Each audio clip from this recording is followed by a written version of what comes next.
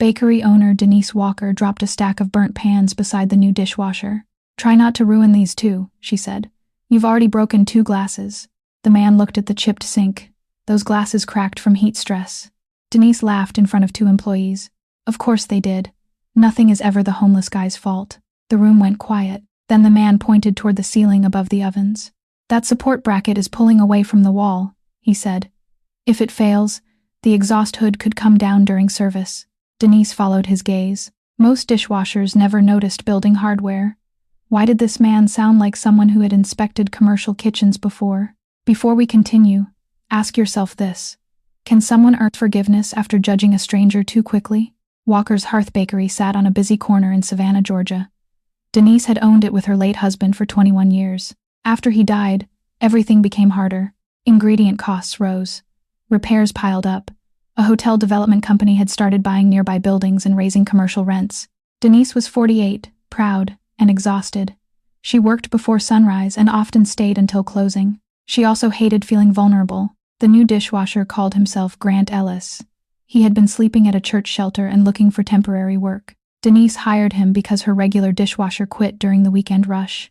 "You worked in kitchens before?" she asked. "Not exactly. That answer usually means no. It means I've managed properties with kitchens." Denise looked at his worn coat and frayed shoes. "Sure you have." Grant did not argue. What Denise did not know was that his full name was Grant Ellison Vale. He was 39 and the controlling owner of Vale Crown Hotels, a luxury chain worth billions. His company planned to build a hotel across from the bakery.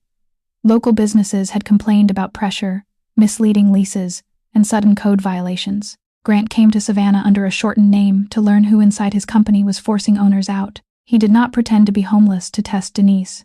A storm had damaged the apartment where he was staying quietly. His wallet and phone had been stolen the same night. The shelter was temporary. His hidden identity was still a choice. At noon, Grant tightened the loose exhaust bracket before it could fall. Then he found a property notice taped behind the bakery's electrical panel. The paper carried the Vale Crown logo. It ordered the bakery closed within 14 days. Grant had never approved it. Grant pulled the property notice from behind the electrical panel. The paper listed 3 code violations: faulty wiring, unsafe ventilation, structural damage above the ovens. Denise read it once and went pale. "They already inspected this place," she said. "They told me I had 30 days to make repairs.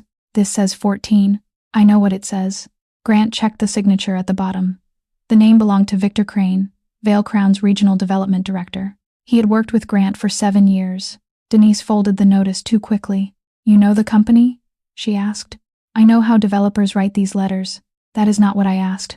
Before Grant could answer, Denise's daughter entered through the back door.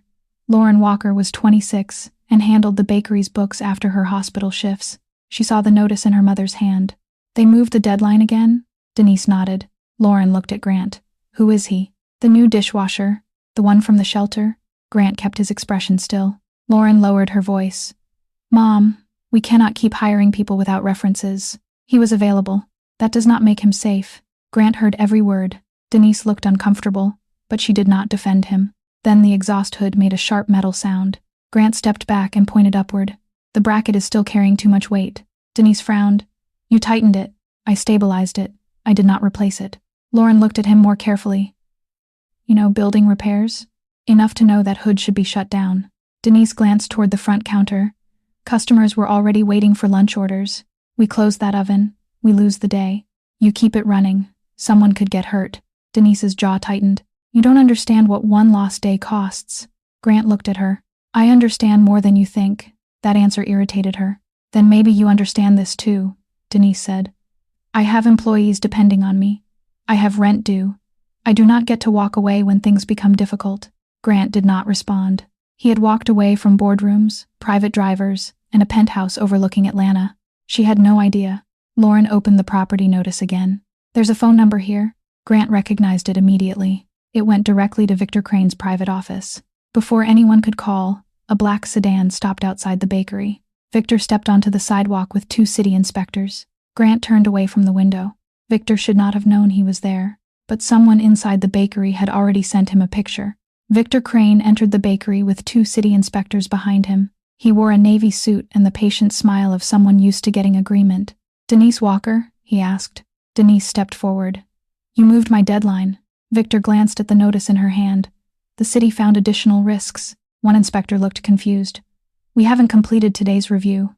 Victor's smile tightened. Grant stayed near the dish station with his back half turned. Victor had seen him in board meetings, investor dinners, and hotel openings. Now Grant wore a stained apron and borrowed work shoes. Victor looked at him once, then dismissed him. That told Grant everything. Denise held up the notice. Your company wants this building empty before construction begins. We want the neighborhood improved. My bakery has been here longer than your company. Victor lowered his voice. History does not make a building safe. Grant stepped closer. Neither does a forged inspection. Victor turned toward him. Excuse me? The notice lists structural damage before the city documented it. One inspector took the paper from Denise. He compared the date with his tablet. He's right, the inspector said. This was issued before our inspection request. Victor's expression changed for less than a second. Then he looked at Grant more carefully. Have we met? Grant dried his hands on the apron. I don't think so. You look familiar. Denise gave a bitter laugh. He's my dishwasher. I doubt you attend the same parties. The words embarrassed Lauren, but Grant said nothing. Victor studied him again. Employees should stay out of legal matters, he said. Grant met his eyes. Property owners should know when someone invents violations. The room fell quiet. Victor stepped toward Denise. I can make this easy, he said. Sign a voluntary release, and Vale Crown will cover your moving costs. Denise looked at the front counter, the old ovens, and the framed photo of her late husband near the register. No, Victor's voice hardened. Then the city may close you without compensation. Grant noticed Lauren watching her mother. Fear showed clearly on her face. He also noticed something else. One inspector carried a folder with a Vale Crown internal seal. City inspectors should not have access to it. Grant pointed toward the folder. Where did you get that? The inspector looked down. Victor answered first. That is none of your concern. Grant stepped closer. It becomes my concern when company documents are used to pressure a tenant. Victor stared at him. Then recognition finally reached his face. Mr. Vale? He said. Denise looked from Victor to Grant. The bakery went silent. Denise stared at Grant. Mr. Vale? She repeated. Victor recovered first. Grant Vale owns Vale Crown Hotels. Lauren looked at the stained apron, then at the man beside the sink. You own the company buying this block? Grant removed the apron slowly. I control the company. Denise gave a short, disbelieving laugh. You let me call you homeless. I was staying at the church shelter. You could have left whenever you wanted. Not that night. That is not the point. Grant knew she was right. Victor stepped between them. This entire situation is inappropriate. Mr. Vale entered the property without informing regional management. I came because small businesses reported pressure and false violations, Grant said. Denise held up the notice. So I was part of your investigation? You were affected by it. That is not what I asked. Grant looked at her. Yes. I needed to understand what was happening here. And you thought pretending to be a dishwasher was the best way? I thought people would speak honestly. Denise's face hardened. You wanted honesty while hiding who you were. Lauren looked at Grant. My mother gave you work. She fed you after closing. I know. She defended you when I questioned her judgment. Denise turned toward her daughter. Lauren. No, Mom, he should hear it. Grant did not interrupt. Victor opened the folder held by the inspector. This is becoming emotional, he said. We should finish the property review. Grant faced him. You issued a closure notice before the city inspection.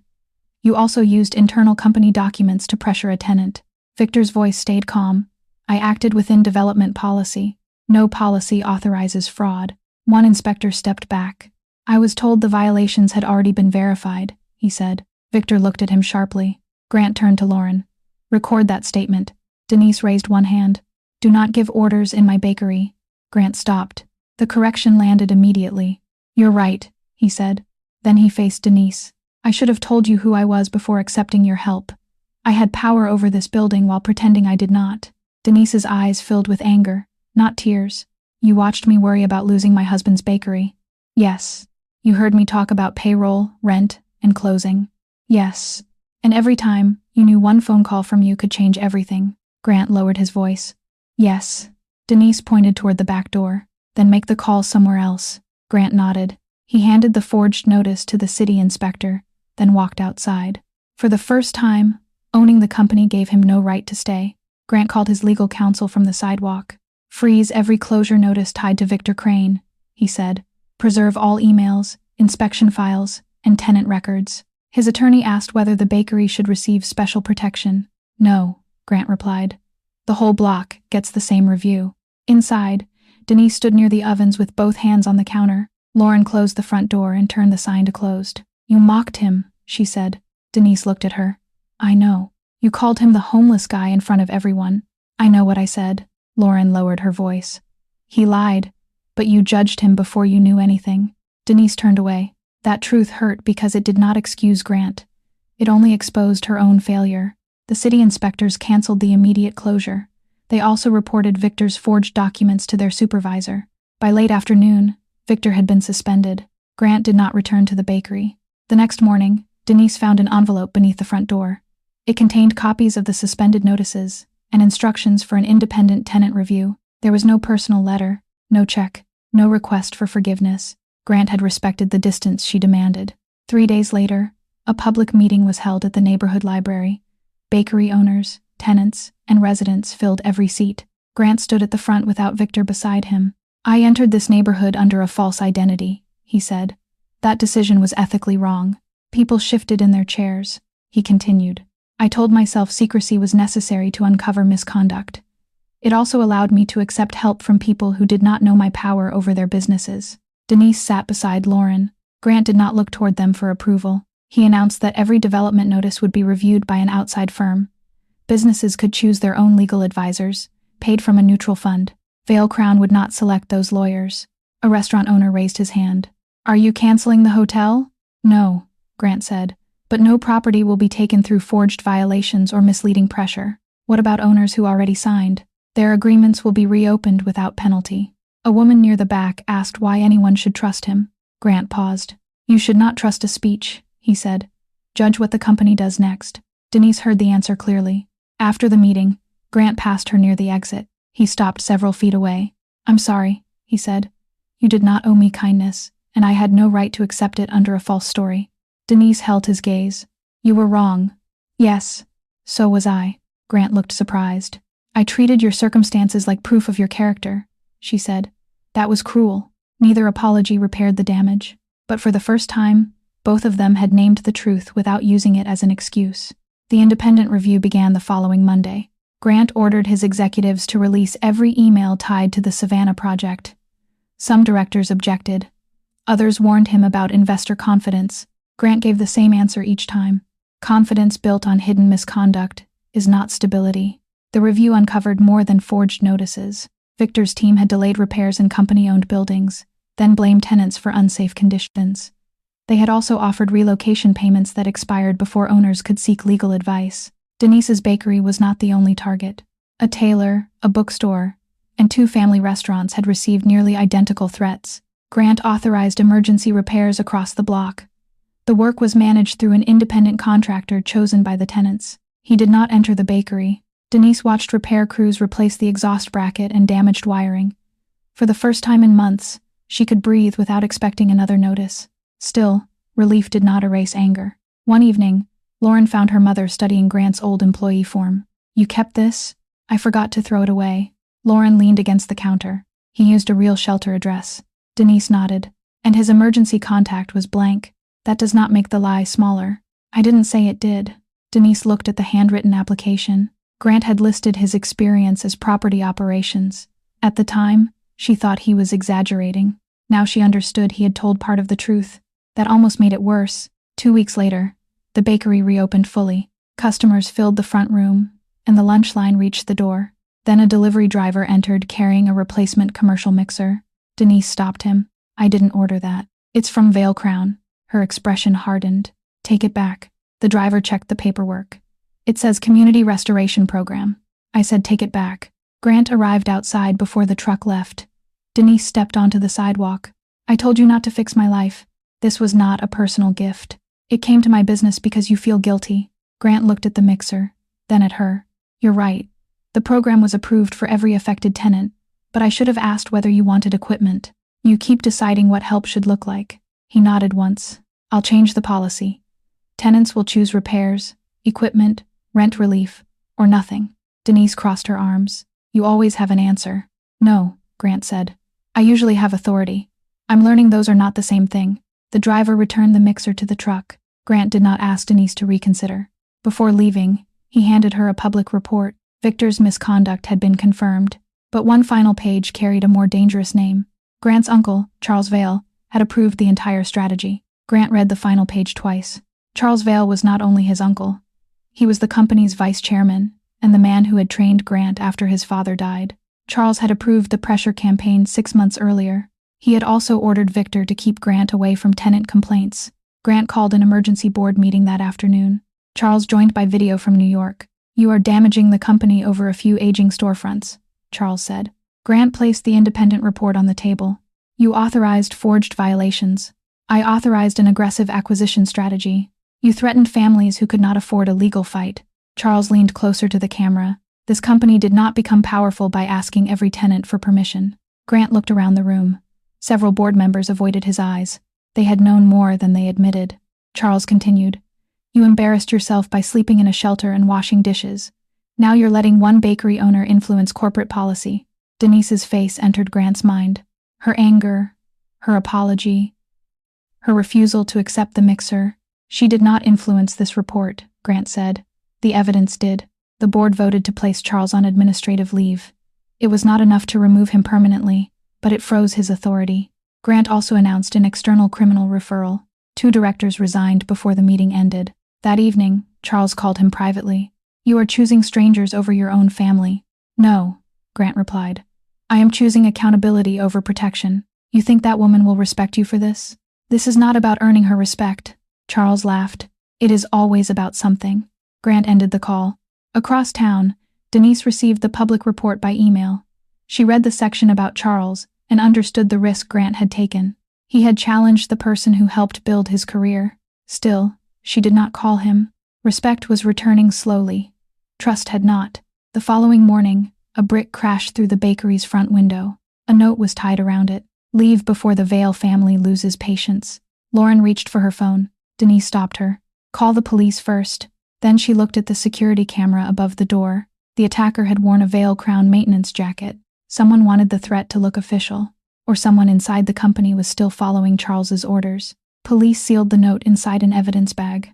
Grant arrived 20 minutes later, but he stayed outside until Denise invited him in. He looked at the broken glass across the bakery floor. "Was anyone hurt?" "No," Denise said. "We had not opened yet." Lauren showed him the security footage. The attacker wore a Vale Crown maintenance jacket and kept his face covered. Grant watched the video twice. "That jacket came from our regional warehouse." Denise folded her arms. "Can you prove who took it?" "Not yet." "Then do not make promises." Grant nodded. "I won't." He contacted the police liaison and authorized full access to company vehicle logs, warehouse records, and employee schedules. Then he stepped away from the investigation. He did not send private security inside the bakery without permission. That mattered to Denise. By afternoon, detectives found the maintenance jacket in a trash bin near the river. A receipt in the pocket led them to a motel. The man arrested there was not a Vale Crown employee. He was Victor Crane's brother-in-law. Victor had paid him to frighten Denise before the board hearing. The threat had nothing to do with Charles directly, but Victor's messages showed that he believed Charles would protect him. Grant released the evidence to prosecutors and the board. Charles called the messages the actions of a desperate employee. Grant disagreed. Victor expected protection because the company taught him powerful people would be protected. The board hearing lasted 6 hours. Charles denied ordering the attack, but he could not deny approving the pressure campaign. By evening, he was removed as vice chairman.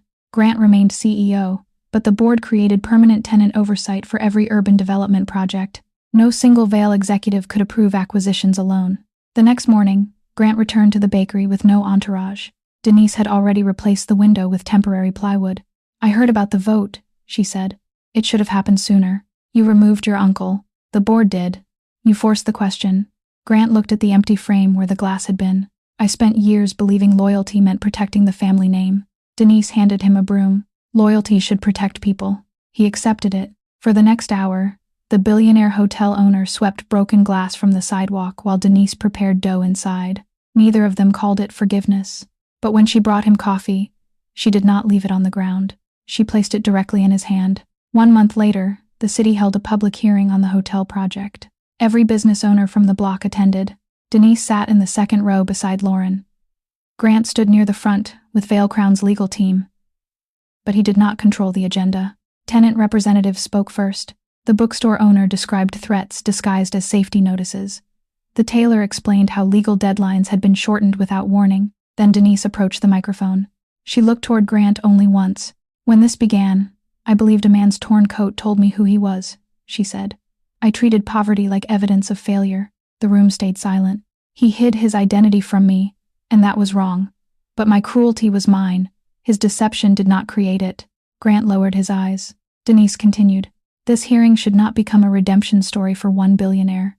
It should protect every owner who does not have access to powerful lawyers. Several people nodded. She asked for binding rent limits, transparent inspections, independent appeals, and permanent community seats on the development board. Grant's company accepted every condition. Vale Crown also agreed to reduce the hotel's size and preserve the existing storefronts. The bakery would remain where it had stood for 21 years. After the vote passed, reporters gathered outside. One asked Denise whether Grant had saved her business. No, she replied. The community protected itself.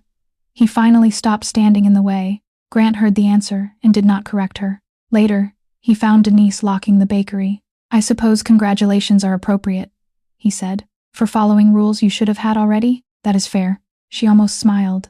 Grant looked toward the repaired window. I'm leaving Savannah tomorrow. The board wants me in Atlanta. Denise paused. Are you coming back? I have quarterly oversight meetings here. That sounds very corporate. It is. She unlocked the door again. I made too much peach cobbler. Grant waited. Is that an invitation? It is dessert, she said. Do not make it larger than it is. He followed her inside. For the first time, neither of them needed a disguise, an apology, or a public audience. Only the truth remained between them. And for one quiet evening, that was enough. Grant returned to Savannah 3 months later for the first oversight meeting. This time, he entered Walker's hearth through the front door. He wore no expensive suit. He also made no effort to look poor. Denise noticed both choices. The peach cobbler is sold out, she said. I came for coffee. That is less dangerous. Lauren smiled from the register and carried 2 cups to a corner table. Grant gave Denise a printed copy of the new development policy. Community representatives now held permanent voting power. Tenants could reject inspectors with financial ties to Vale Crown.